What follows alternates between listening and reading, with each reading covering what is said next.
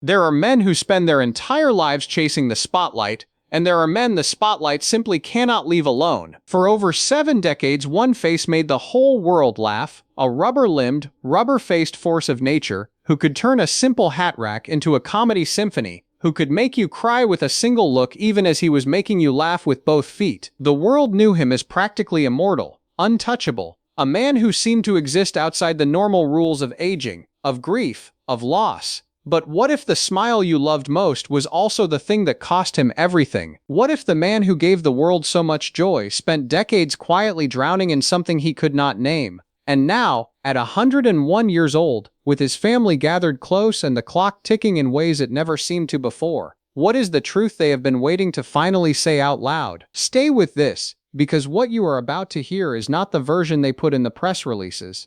He was born on December 13, 1925. In a small town in Missouri called Danville. Not a glamorous origin, not a silver spoon beginning. Danville in the 1920s was the kind of place where the air smelled like cut grass and wood smoke in equal measure, where neighbors knew your name and your business and sometimes your shame. His father Loren was a man of practicality, a paper cutter, a working man, someone who understood the world through the weight of his hands.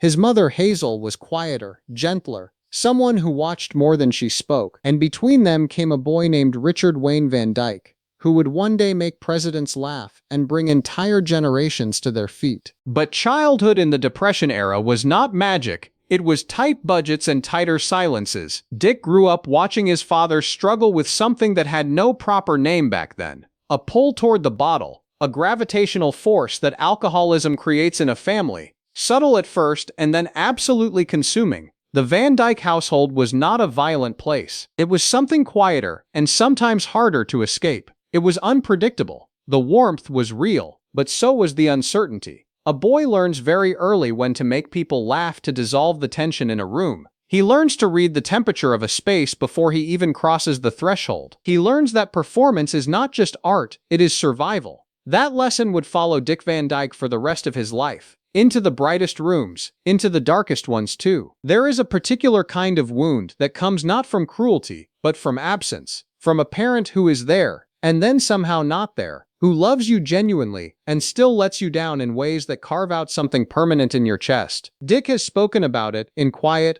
almost careful ways over the years, never with bitterness, always with a kind of earned grace. But the truth is plain if you listen closely. He adored his father. He forgave his father, and he carried his father's disease inside his own body without knowing it for decades. He served in the Army Air Forces during World War II, spending much of his service stateside as a radio announcer and entertainer for troops. Even in uniform, even in the middle of a world tearing itself apart, the calling was the same: make people feel something good. Make them forget, even for 20 minutes, that the world outside the radio speaker was terrifying. After the war, he drifted toward performing with the certainty of someone who has no other gravitational options. He did local television. He did commercials. He did whatever paid. He married a woman named Margie Willett in 1948, a woman he had known since they were teenagers, and they built what looked from the outside like exactly the kind of life a young American man was supposed to build. 4 children, a house, a career slowly gathering momentum. What was underneath that picture, though, was more complicated, and it would take years to surface. The late 1950s found Dick Van Dyke in New York, doing what struggling performers do: auditioning, waiting, auditioning again. Broadway felt like a long shot. Television was exploding but competitive. Radio was fading. He was in his early 30s, which in entertainment years felt dangerously close to irrelevant. There is a particular despair that comes with being talented enough to know exactly how far you are from where you need to be. He felt it. He has said so. There were nights in that period where the arithmetic of hope did not add up. And then came the audition that changed everything. In 1960, Dick Van Dyke was cast in a new Broadway musical called Bye Bye Birdie. He was not the first choice. He was not even close to the first choice. The role of Albert Peterson, bumbling, earnest, hopelessly lovable, had been offered to other men who said no, or were unavailable, or simply did not fit the strange chemistry the show required.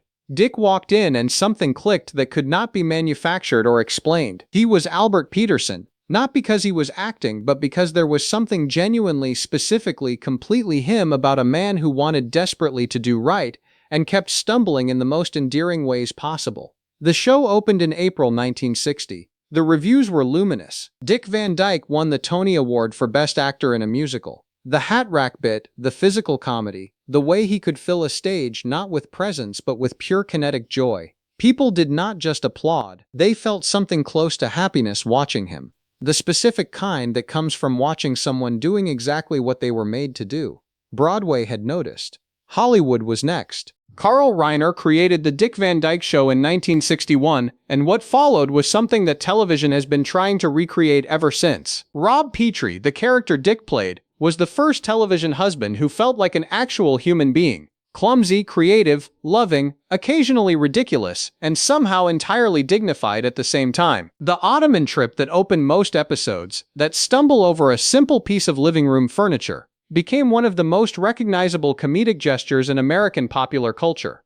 Simple, physical, perfect. It was also quietly symbolic of everything Dick Van Dyke understood about being human, that we are all, at our best moments, just trying not to trip over the furniture in our own living rooms. The show ran until 1966 and won 15 Emmy Awards. Dick himself won 5. Mary Tyler Moore, his co-star, described working with him as effortless, in the way that only the most difficult things look effortless. The chemistry between them was not romantic, it was something rarer. It was the chemistry of two people who each brought out the very best version of the other. Then came Mary Poppins. Walt Disney himself cast Dick in what would become one of the most beloved films in cinema history. Bert the Chimney Sweep.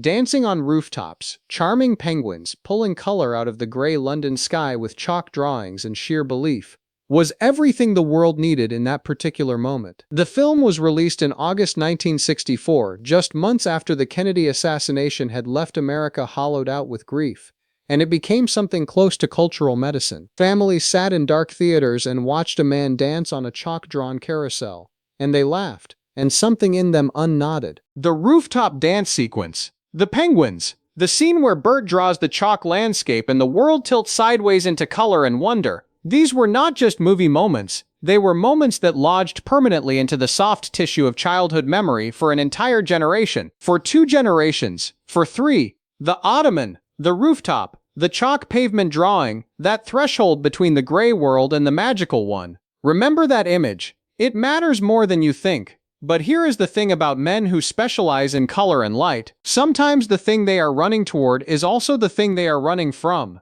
The 1970s arrived, and with them the shadow that Dick Van Dyke had been outrunning since childhood. His father's disease had always lived in him, dormant and patient. Now it woke up. Alcohol became a problem, a serious one, the kind that rearranged relationships and distorted mornings and put a gray filter over everything. He has never dramatized this period for maximum sympathy. He has spoken about it with the same directness he brings to everything, plainly, honestly, without excusing himself. He drank, it cost him things. His marriage to Margie, which had lasted over 30 years and produced 4 children, ended in 1984. The reasons were multiple, and human and painful, as all such endings are. But alcohol was part of the architecture of that collapse.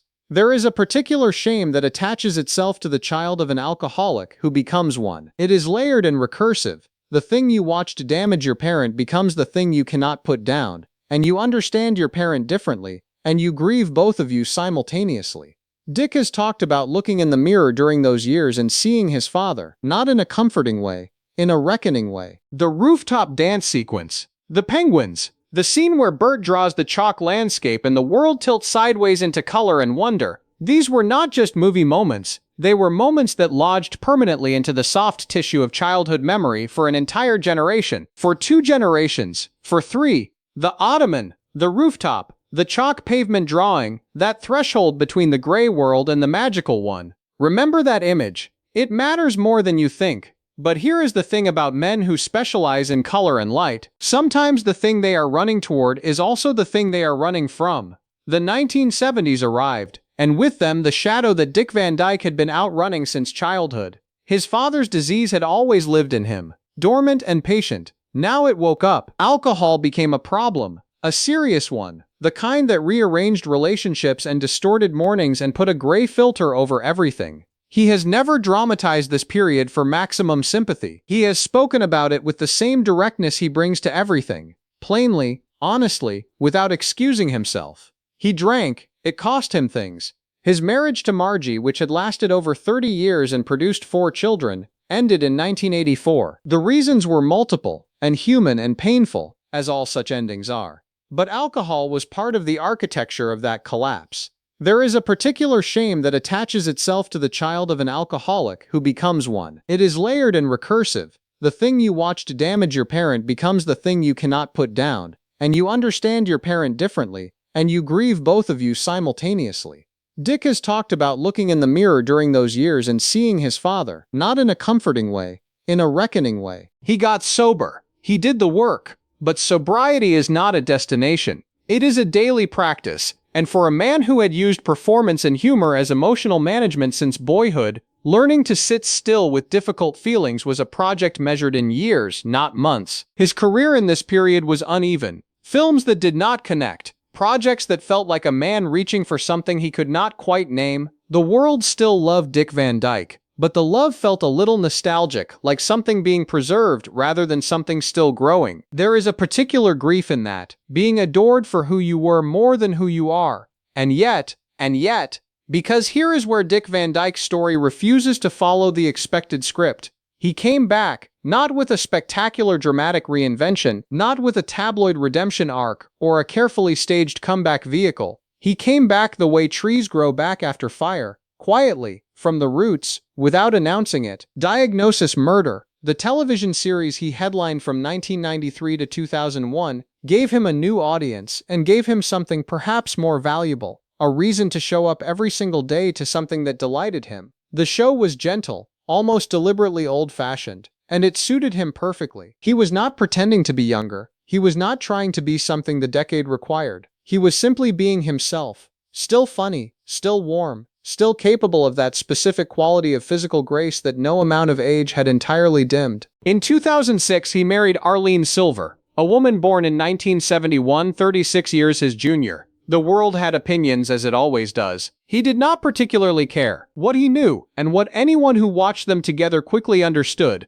was that Arlene was not a trophy or a consolation or a midlife fantasy. She was a genuinely kind human being who loved him with a clarity that did not require explanation. She has described their relationship in interviews with a simplicity that cuts through all the noise. She makes him laugh and he makes her feel safe. At 79 years old, Dick Van Dyke found the love of his life. Let that land. They have been together for nearly 2 decades now. She has watched him age with a devotion that is sometimes painful in its tenderness. She has spoken carefully in recent years about what it means to love someone at 101. The logistics, the fears, the specific mathematics of loving someone whose time is not measured in decades anymore. Dick Van Dyke turned 100 years old on December 13, 2025. 100 years. The milestone was celebrated with the kind of warmth that rarely attaches itself to anything in our current cultural moment. Pure, uncomplicated, generational affection. His family gathered. His children, now themselves in their 70s, were there.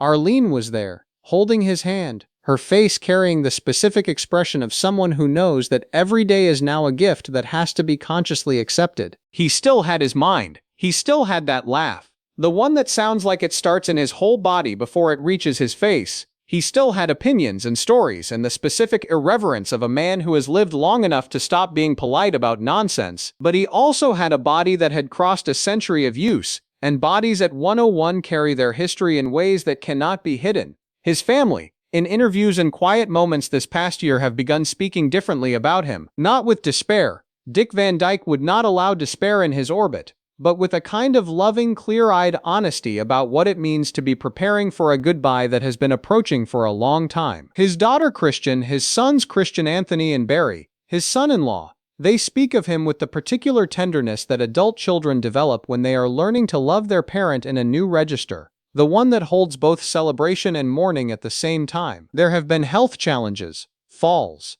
the fragility that a century of living deposits in the body despite the most determined spirit. Arlene has been his constant, present, attentive, refusing to let him feel diminished even as the world around him necessarily narrows. The chalk circle gets smaller, but inside it the color is still brilliant. Dick Van Dyke has spoken throughout his long life about faith, not in a performative way, not with the language of someone trying to convince anyone of anything. He has described a personal belief in something larger than himself, a sense that joy is not accidental, that the impulse to make people laugh is itself a kind of spiritual act. I think, he once said in a way that felt entirely unscripted, that laughter is the closest thing to the grace of God. He meant it. You could hear it in the simplicity with which he said it. A man who grew up in uncertainty, who watched his father fight demons, who wrestled his own, and who still, after everything, came down on the side of joy. That is not naivety. That is a choice made consciously, repeatedly, over the course of 100 years. That is the hardest kind of faith there is. The ottoman is still there, in the cultural memory. The rooftop is still there. Somewhere, Bert is still drawing chalk figures on a grey London pavement, still coaxing the world across the threshold from ordinary into wonder. And somewhere, a little boy in Danville, Missouri is watching his father and learning how to read a room, learning how to make the air lighter, learning that sometimes the bravest thing a person can do is simply refuse to stop performing joy, even when joy does not come naturally. Now it is time to speak to you directly, because this story is not really about Dick Van Dyke, or it is not only about him. You have watched someone you love age, or you are beginning to, or you will, and you know that specific quality of time that surrounds a person when the world understands they are closer to the end than the beginning, the way the air around them gets a little more precious, a little more charged. You know what it is to sit with someone and hold the two things simultaneously. The gratitude for every moment still given, and the grief for every moment that will someday stop. Dick Van Dyke drew a chalk line his whole life between the gray world and the colorful one, and he spent 100 years inviting everyone he met to cross it with him. He crossed it himself even when the gray was winning, even when the bottle was winning, even when the marriage was ending, even when the career was uncertain, even when the body was failing. The chalk drawings don't last. They wash away in the rain. But the act of drawing them, the act of insisting that color is possible, that wonder is accessible, that the rooftop is always there if you're willing to climb to it, that does not wash away. He stumbled over the ottoman millions of times, and every time, he got back up and the audience laughed, and something in the room became lighter. So here is the question this leaves you with, not a comfortable one, the real kind. When the people you love are gone, when the hands you know best are finally still, what will they have seen in you? Will they have seen someone who chose the chalk drawing over the gray pavement? Someone who got back up after the ottoman every single time, without resentment and without apology? Will they have seen someone who decided, against all evidence, against all difficulty, in the face of everything the century threw at them, that joy was worth defending? That is the choice Dick Van Dyke made at age 7, and at 40, and at 70, and at 101. The same choice, every single day, in every single room. What choice will you make in yours?